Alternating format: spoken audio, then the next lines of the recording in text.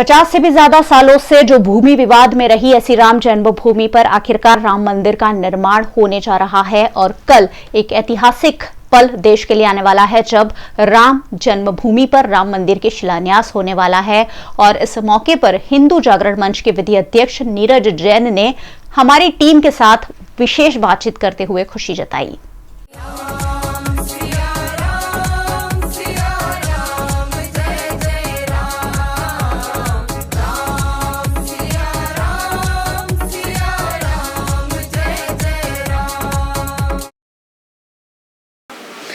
अयोध्या और राम मंदिर, ये जब बातें शहर में निकले और फिर राम मंदिर की मुहिम के लिए बात निकले तो एक नाम सबसे पहले वडोदरा शहरियों के ज़बान पर आता है और वो है नीरज जैन का।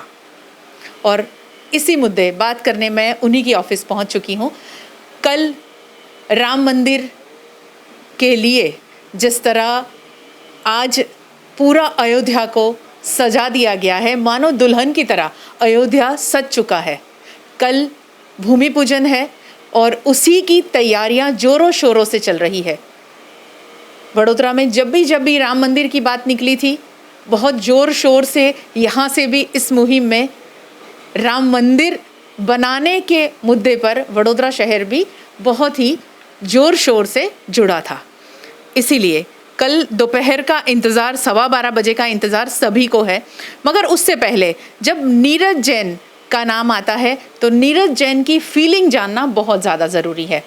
इसीलिए हम पहुंचे हैं उनके पास में। सबसे पहले नीरज जी, आपका स्वागत है इस चर्चा में। Thank you. और जैसे मैंने कहा, जिक्र किया कि वडोदरा शहर में राम जन्मभूमि के लिए, राम मंदिर के लिए नीरज जैन बहुत ज़्यादा आगे रहे हर वो मुहिम में। क्या फीलिंग है इतने सालों बाद जब ये मंदिर की रचना होने जा रही है, कल भूमि पूजन होगा? पहले तो वीएनएम का खूब खूब आभार कि इस प्रकार का इंटरव्यू के लिए मुझे चुना। मैं ऐसा मानता हूँ कि आपने अभी जो कहा गायत्री बहन ने, ये मुहिम में मैं ही अकेला था ऐसा नहीं है।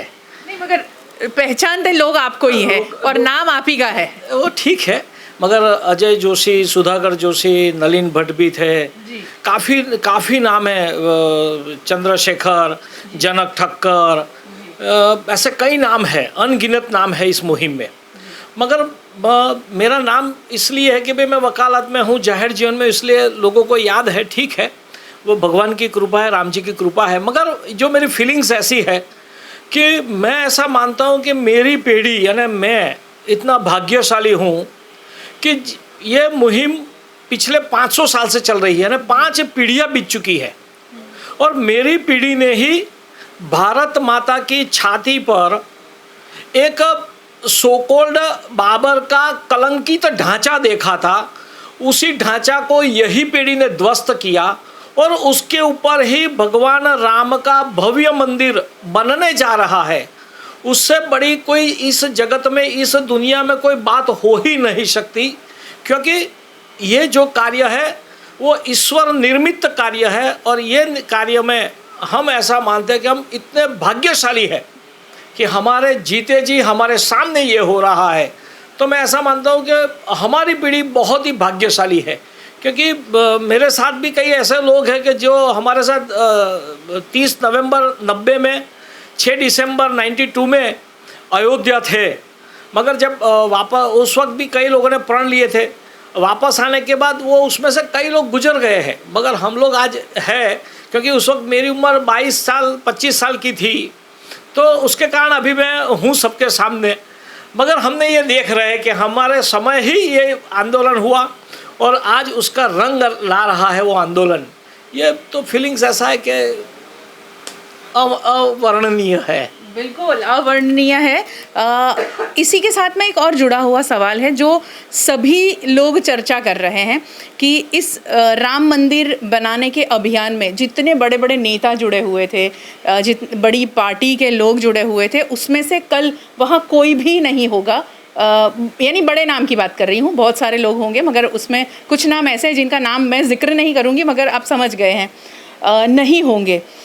इस मुद्दे पर क्या कहेंगे आप, क्योंकि वहाँ उनको होना चाहिए कि नहीं होना चाहिए, आप क्या मानते हैं? मेरा ऐसा मानना है होना चाहिए नहीं होना चाहिए ये अलग बात है, मगर आज की जो कोरोना की स्थिति है उसमें ऐसा निर्णय है कि भाई कई उम्र के लोग इसमें नहीं जा सकते, तो इसलिए कुछ वहाँ के लोगों ने, वहाँ के प्रशासन ने, राम जन्मभूमि न्यास ट्रस्ट ने जो कुछ निर्णय लिया है वो सोच समझ कर लिया होगा और सबके बहुजन हिताय में ये निर्णय लिया गया है। तो मेरा ऐसा मानना है कि वो जो उन्होंने जो निर्णय लिया है सबके लिए अच्छा निर्णय लिया है, और मैं ऐसा मानता हूँ कि वो आज देखेंगे तो सही कि ऐसा हो रहा है। वो जिन्होंने आंदोलन किया, आंदोलन को वेगवंता किया, पूरे विश्व में आंदोलन को ले गए। आज ऐसा कहते हैं कि ये आंदोलन की शुरुआत जिस प्रकार से अशोक जी सिंघल ने की, आज वो नहीं है, मगर अशोक जी सिंघल का फोटो है वहाँ। ऐसे भी कई नाम है पॉलिटिकल, बड़े नाम जो आप कह रहे हैं, तो आज की स्थिति में वो नहीं जा सकते तो नहीं है, और जो है तो वो भी है ही, वो भी कहीं कम नहीं थे, सबने काम किया है।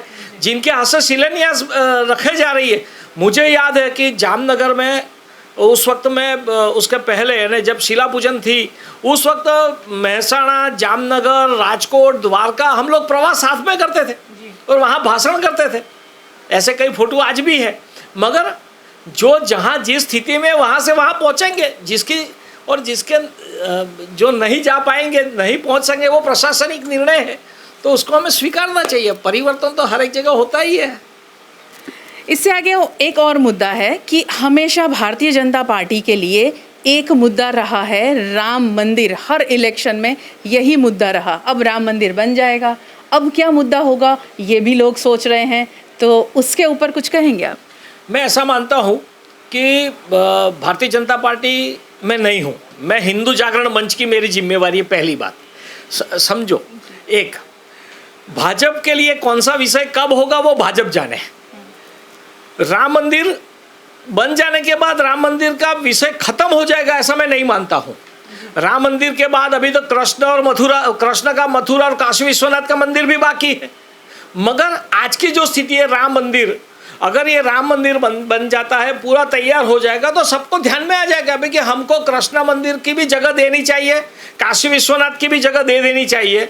ये जो पुराने वक्त में जो मुगल आक्रांताओं ने हिंदू धर्म पर जो आघात किया था, वो उसके कारण उनकी शासन थी, तब उन्होंने ये निर्मित किया था, तो अब उनको ध्यान में आना चाहिए कि अभी वो शासन नहीं है, तो ये छोड़ना चाहिए। और रहा सवाल भाजपा के लिए कि उनके लिए भविष्य में क्या मुद्दा, तो वो भाजपा का विषय भाजपा के लोग सोचेंगे, मैं तो छोटा आदमी हूँ। चलिए भाजपा को छोड़ देते हैं, लोगों के मन में भारतीय जनता पार्टी के ऊपर लिए रुझान, उनके ऊपर ज़्यादा तवज्जो देना, वो लोगों के मन में एक राम मंदिर को लेकर जो था, वो क्या अब ज़्यादा तवज्जो देने लगेंगे लोग कि हाँ भारतीय जनता पार्टी के कार्यकाल में ये हुआ तो सही? इसको तो पूरा विश्व नकार नहीं सकता है, मगर लोग तो ये मानते हैं और ये भी मानते हैं कि भाजपा के राज में हुआ, ये मानते हैं, सब देख रहे हैं। और ऐसा भी मानते हैं कि भाजपा के सिवा की बाकी की जो पार्टियां हैं, पॉलिटिकल पार्टियां, उनको भी मना नहीं किया था, मगर वो आज कहीं ना कहीं रोड़ा डाल रहे हैं। जैसे दिग्विजय सिंह कांग्रेस का है, वो रोड़ा डाल रहा है। तो हर एक को अपने मन में क्या चल रहा है लोग देखते हैं, सोशल मीडिया सक्रिय है, सबको ध्यान में है कौन क्या कह रहा है। तो मैं ऐसा मानता हूँ कि ये तो राम का है, राम की लीला है, अपरंपार है। जिन्होंने राम को जेल में भेजा, राम का रथ रोका था, वो आज जेल में सड़ रहा है। जो राम के अस्तित्व पर सवाल कर रहा था, उस पार्टी आज खुद की अस्तित्व के लिए जूझ रही है।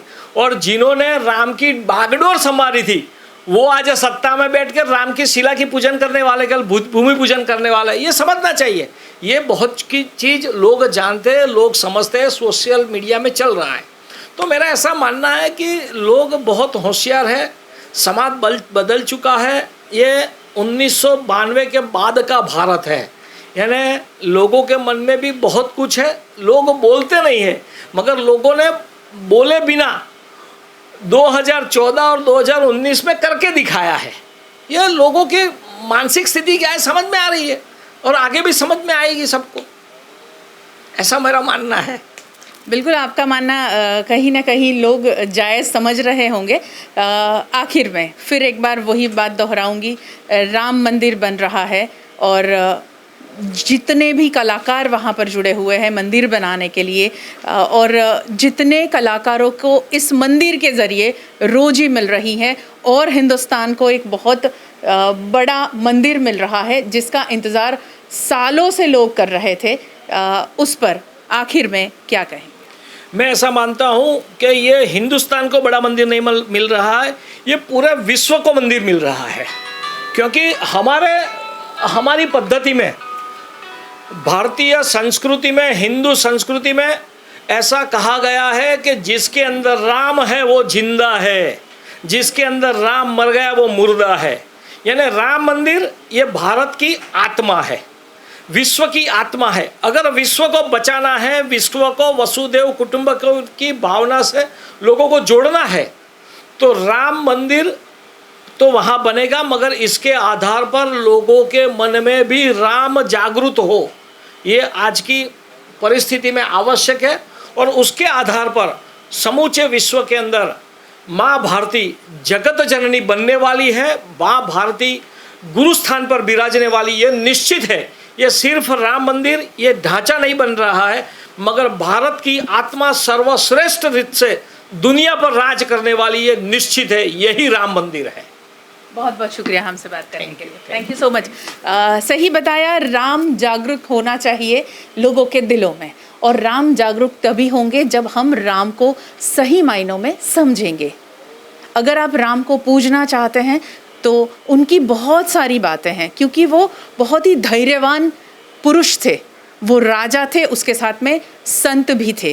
वो राजा थे, उसके साथ में बहुत ही बड़े न्याय देने वाले एक बहुत बड़ा व्यक्तित्व भी थे। तभी कहा गया है कि जब 14 साल के वनवास के बाद में राम वापस पहुंचते हैं अपने महल, तो वो अपने महल में बाद में जाते हैं। कैकेयी को मिलने पहले गए थे, जिन्होंने उनको वनवास पे भेजा था। बस ये वाकया मैंने इसीलिए आपको बताया है कि राम की तरह अगर हमें बनना है तो कितना धीरजवान और साथ साथ में माफ़ कर देने वाली वृत्ति हमेशा, एक ख्याल हमेशा रखना होगा। राम मंदिर कल ज़रूर बनेगा, मगर राम के कदमों पर चलने की जिम्मेदारी हमारी ज़्यादा है। बहुत बहुत शुक्रिया हमारे साथ में जुड़ने के लिए। बस इसी तरह VNM से जुड़े रहें, VNM TV का YouTube चैनल सब्सक्राइब करें और अपने आप को रखें अपडेट हर खबर से।